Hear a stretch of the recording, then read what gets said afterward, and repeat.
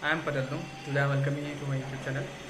Today we are discussing about the instruments of monetary policy.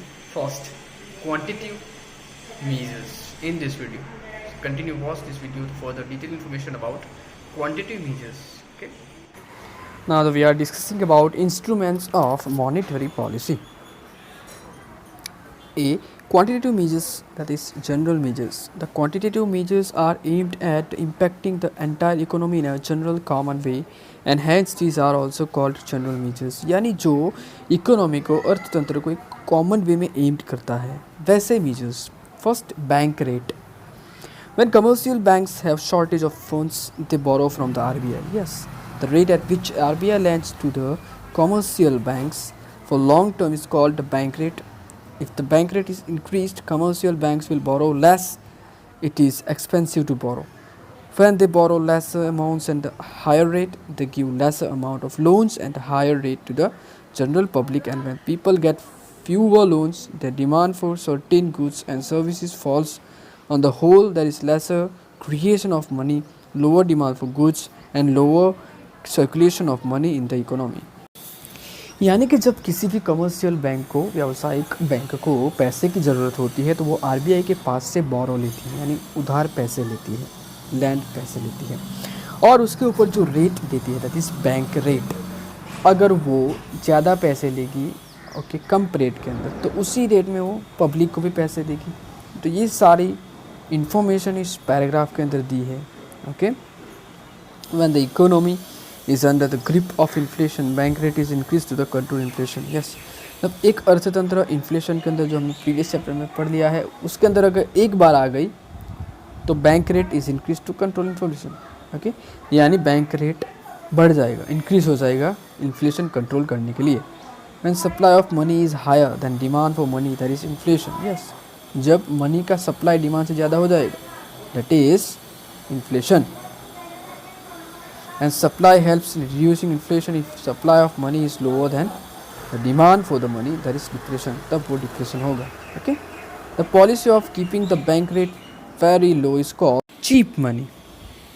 Okay, इसका मतलब ये है कि the policy of keeping the bank rate very low, यानी ऐसी पॉलिसी जो बैंक रेट को बहुत ही लो रखती है, that is cheap money policy. And the policy of keeping the bank rate very high, ऐसी पॉलिसी जो बैंक रेट को बहुत हाई रखती है, ऊपर रखती है, that is dear money policy. Exam में क्वेश्चन आ सकता है. RBI has stopped using bank rate as an instrument to regulate money supply since last few years and using repo rate, reverse repo rate instead. Bank rate is a rate for the long term and hence can not be change in the very short period, while repo and reverse repo rates can be altered in very short periods also, and thus they help to regulate money supply in the short term. Okay, अब next topic, repo rate and reverse repo rate. Short में आपको मैं समझाता हूँ what is repo rate and what is repo rate. Okay, reverse repo rate. repo rate यानी जब commercial bank को पैसे की ज़रूरत है तब वो आरबीआई के पास से कुछ पीरियड के लिए बोरो मनी लेगी, पैसे उधार लेगी और जिस रेट पे वो पैसे लेगी जाती है रेपो रेट. और उसका बिल्कुल उल्टा, अगर रिजर्व बैंक ऑफ इंडिया यानी सेंट्रल बैंक को जब पैसे की ज़रूरत होती है तो वो कमर्शियल बैंक के पास से जिस रेट के अंदर पैसे लेती है, बोरो करती है, that is reverse repo rate. तो यही सब इस पैराग्राफ के अंदर लिखा है. आप इस डेफिनेशन कैसे देख सकते हो. Bank sell government securities to RBI in order to raise money for a very short term with a condition to purchase them at some discount. Such a discount rate is called purchase rate, repo rate. In the event of inflation, central banks increase repo rate and this acts as a disincentive for banks to borrow from the central bank. Subsequently, they lend to the general public at higher rate and ultimately people borrow less and thus money supply and inflation are arrested. यानी easily आप समझ सकते हो इस paragraph के ऊपर से कि जब रिजर्व बैंक पैसे देती है कमर्शियल बैंक को, कमर्शियल बैंक फिर वो पीपल को बोरो मनी देगी और इस तरीके से पूरा बैंकिंग सिस्टम चलता है और इन्फ्लेशन इसी तरीके से कंडक्ट किया जाता है और उसको ग्रिप में लेते हैं. Reverse repo rate means the agreed upon rate at which the RBI purchases its security from the commercial banks in the event when the RBI has to borrow short term funds from the commercial banks by parking its securities with the commercial banks. जो मैंने आपको already समझा दिया है, वही RBI को जो पैसे की जरूरत होती है वो जो सिक्योरिटी बैंक्स कमर्शियल बैंक की जो सिक्योरिटीज़ है वो या फिर पैसे लैंड पे लेगी, बोरो करेगी, ओके। और इसी तरीके से जो रेट के ऊपर पैसे लेती है that is reverse repo rate.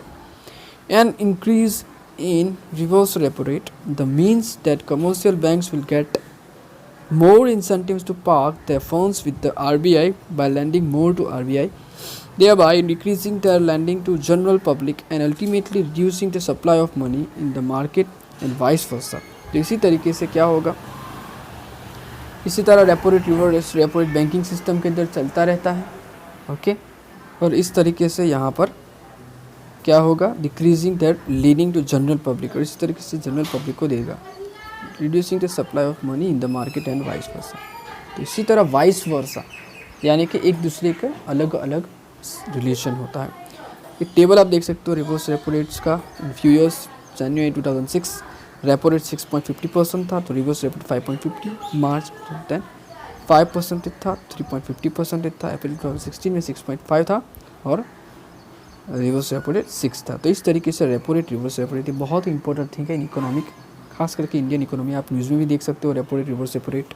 Source www.rbi.org यानी इसमें से इन्फॉर्मेशन ली है। Third, stabilisation under emergency situation. Emergency के अंदर जब स्टेबिलाइजेशन यानी कि स्टेबल करना है, उसको स्थिर करना है, तो कैसे करेंगे। There is a special window for banks to borrow from RBI against approved government securities in emergency situation like an acute cash shortage. This rate is higher than repo rate. In 2016 this rate was 7%। यानी कि जब किसी bank के ऊपर emergency आ गई, उसके पास money की shortage हो गई, बिल्कुल पैसे नहीं है और उसके कस्टमर पैसे मांग रहे हैं, तो क्या होगा, तब उस इमरजेंसी सिचुएशन के अंदर एक विंडो दी है RBI ने, तो उसके अंदर से वो लोग पैसे ले सकते हैं, लेकिन वो रेट बहुत हाई होगा। जैसे 2016 का डेटा यहाँ पर दिया 7% है, okay, that is too much high. Fourth, cash reserve ratio, that is CRR, most important question for your board exam also. Under the RBI Act 1934, all commercial banks have to keep certain minimum cash reserve with the RBI. Initially CRR was decided to be 5% of demand deposits and 2% of time deposits. It was variable as per the requirement felt by RBI since 1962. CRR is variable between 3% and 15% of the total deposits of the individual banks. यानी cash reserve ratio, cash को reserve रखना है सभी बैंकों। Commercial banks have to keep certain minimum cash, okay, ताकि किसी भी वक्त वो लोग काम कर सकें। और CRR was decided by 5% demand deposits, demand deposits के 5% रखने हैं, टाइम डिपॉजिट्स के 2% रखने। ये RBI है का ही एक एक्ट के अंदर किया है, ओके, 2% ऑफ टाइम डिपॉजिट्स। और इसके अंदर वेरिएबल्स होते हैं एज़ पर RBI। और 1962 के अंदर अगर हम देखें तो CRR is variable between 3% and 15%, okay, 3% to 15% के अंदर बीच में रहता है total deposit of individual banks. CRR fulfils the need of comfortable amount of reserves with the banking system. In this case, many customers start withdrawing the deposits and banks have to provide cash against their withdrawal। यानी कि किसी भी वक्त customer जब पैसे अपने withdraw करने आता है, पैसे लेने आता है, तब किसी भी कंडीशन में बैंक को पैसे देगी। तो इसीलिए रिजर्व रखना पड़ता है ताकि किसी भी वक्त वो कस्टमर को पैसे दे सके, okay. This is also use as an instrument to control inflation. Inflation control करने के लिए CRR भी यूज़ हो सकता है, क्योंकि किसी भी वक्त पैसे रिजर्व होंगे तो वो काम आएंगे। क्रैश क्रेडिट के लिए भी यूज़ होते हैं और मनी सप्लाई और डिमांड के लिए भी, ओके, ताकि इन्फॉर्मेशन जो इन्फ्लेशन है वो सर्कुलेट हो सके।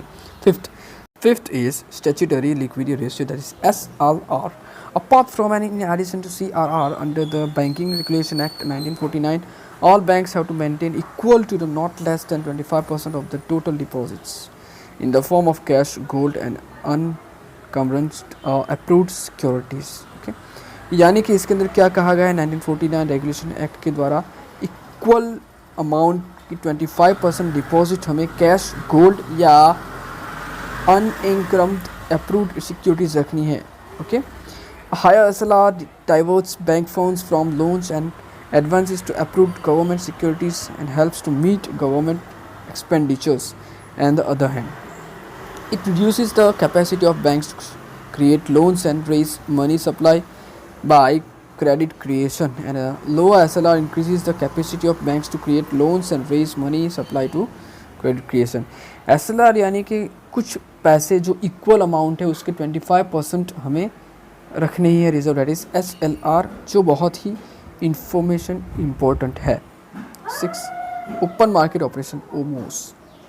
Open market operations refer to sale of or purchase of government securities bonds by RBI in open market. By the RBI purchase government bonds from the market, the supply of money in the economy rises. The supply of money in the economy falls when RBI sells such bonds in the open market. Such operations are taken to the regulate inflation and deflation. यानी open market, open for यानी government के जो भी securities and bonds हैं उनको आप खरीद सकते हैं कि buy and sell when the RBI purchase government bonds from the market. अगर RBI खरीदेगी तो supply of money in the market is rises, automatic supply of money बढ़ जाएगी। Okay, and the supply of money falls when RBI sells the bonds in open market. Such operations are taken to regulate inflammation यानी inflation उसको control करने के लिए ये सब use होता है। Okay, 7. Stabilization of RBI accounts against shocks arising from the excessive increase or decrease in amount of foreign exchange.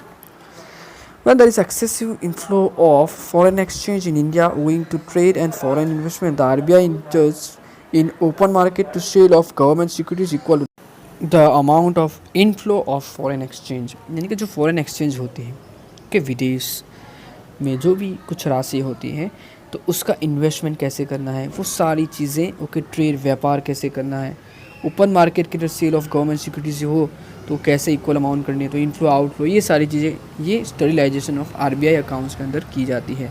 Okay, next, this is done to keep its balance sheet unchanged owing to excessive foreign exchange, यानी अगर बढ़ गया है foreign exchange तो उसको balance करने के लिए होता है।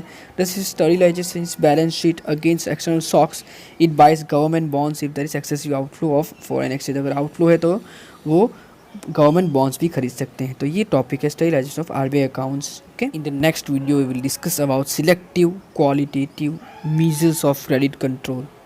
Okay, till then learn at home. Thank you very much.